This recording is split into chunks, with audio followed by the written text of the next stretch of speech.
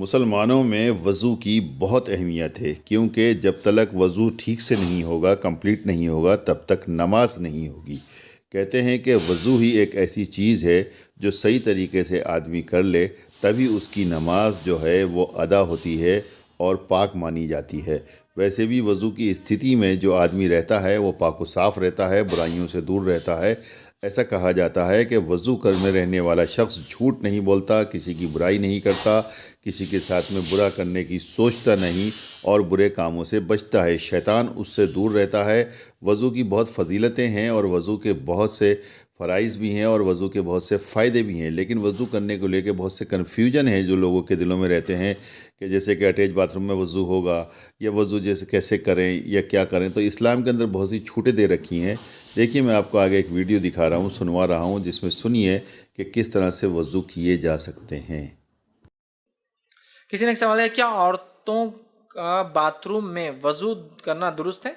क्या बाथरूम में वजू होता है? हाँ, बाथरूम में वजू हो सकता है। बाथरूम होता है गुस्ल लेने के लिए, वहाँ वजू भी हो सकता है। इवन अगर अटैच टॉयलेट बाथरूम हो, टॉयलेट अलग हो, ठीक है, और बाथरूम अलग हो, तो वहाँ भी वजू औरत कर सकती है। तो वजू बहरहाल जो है कहीं भी हो सकता है, बस पाक साफ जगह हो और पानी अगर गिर के छींटे उड़ते हैं तो नीचे कुछ गिलाजत ना हो ताकि छींटे उड़ के आप पे ना आए, तो बस ऐसी जगह आप वज़ू बहरहाल कर सकते हैं। तो औरत बाथरूम में कर सकती है और इसी तरह अटैच अगर हो तो उसमें भी, अगर बाथरूम वाला हिस्सा हो उसमें भी बहरहाल वज़ू हो सकता है। इसमें कोई खबात या कोई बुराई नहीं। अक्सर ये भी मसला सामने आता है कि टॉयलेट में कैसे एंटर करें, बाथरूम में कैसे जाएं। तो वहाँ पे जाने के लिए भी कुछ तरीके हैं ताकि वहाँ पे बुरी चीज़ों से, बुरी आफतों से बच सकें, आप महफूज रह उल्टा सकें। पैर डालिए, सबसे पहले सीधा पैर मत डालिए, ठीक है। उल्टा पैर आप डालेंगे और उल्टा पैर जब आप डालेंगे तो डालने से पहले ये दुआ पढ़ेंगे, बिस्मिल्लाह, ठीक है। ये दुआ है जो बैतुल खला में जाने की दुआ है और बहुत छोटी सी, अल्लाहुम्मा इन्नी अऊज़ु बिका मिनल खुब्सी वल खबाइस। अल्लाह मैं तुझसे, बिस्मिल्लाह अल्लाह के नाम से, अल्लाह मैं तुझसे पनाह चाहता हूँ खुब्स और खबाइस से, मतलब वो जिनों से जो इंतहाई किस्म के गलीज़ जिन होते हैं और जो इंसानों को जब वो नंगे होते हैं, पेशाब या पैखाने की हाजत को जाते तब ताड़ते हैं, तब तकलीफ़ पहुँचाते, तब ईज़ा देते हैं। तो मैं पनाह मांगता हूँ ऐसे जिन से, खुब्स और खबाइस उनकी मुज़क्कर मुअन्नस से, मुज़क्कर खुब्स और मुअन्नस जो खबाइस, इन दोनों से मैं तेरी पनाह में आता हूँ, ठीक। कितनी आसान और छोटी सी दुआ है।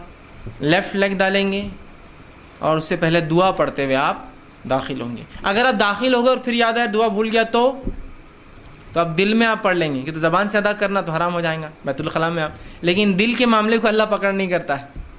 जो ख्यालात दिल में आते हैं अल्लाह पकड़ नहीं करते, लेकिन अच्छा ख्याल ही दुआ ही आएंगी ना, तो दिल में फिर कर लीजिए। होता है वैसे लोग जाके, अरे क्या करूँ, तो दिल में, आप ज़बान पे लाना तो हराम है आपके लिए, क्योंकि आप बैतुल खला में वहाँ नहीं हो सकता। अब दिल में आप पढ़ लीजिए, ठीक है। तो आप के बाद उंगलियों में हाथों का खिलाल हाथ में लें और इस तरह करके आप यहाँ तक ले लें। ये एक ऐसी सुन्नत है जो आमतौर पे लोग करते नहीं हैं। ये सुन्नत है खिलाल करना। उसके बाद आपको सर का मसा करना है।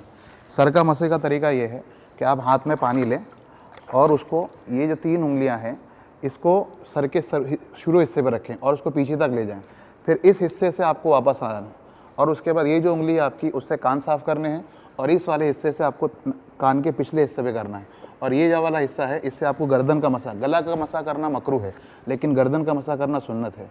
आप देखिए मैं कैसे करता हूँ। इसको इस तरह कीजिए, यहाँ रखिए और यहाँ से ऐसे यहाँ तक ले गए। फिर उसके बाद ये आए।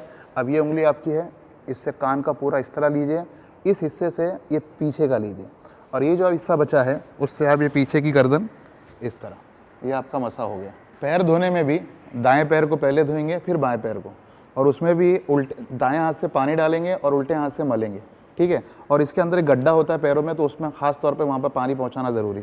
देखिए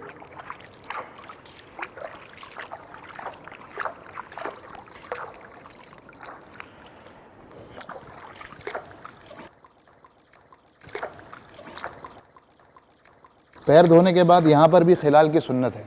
तो खिलाल का तरीका यह है कि आप पानी लें और इस तरह पानी डालते जाएं और खिलाल करते जाएं। हालांकि पानी पहुंच जाता है, लेकिन ये एक सुन्नत है।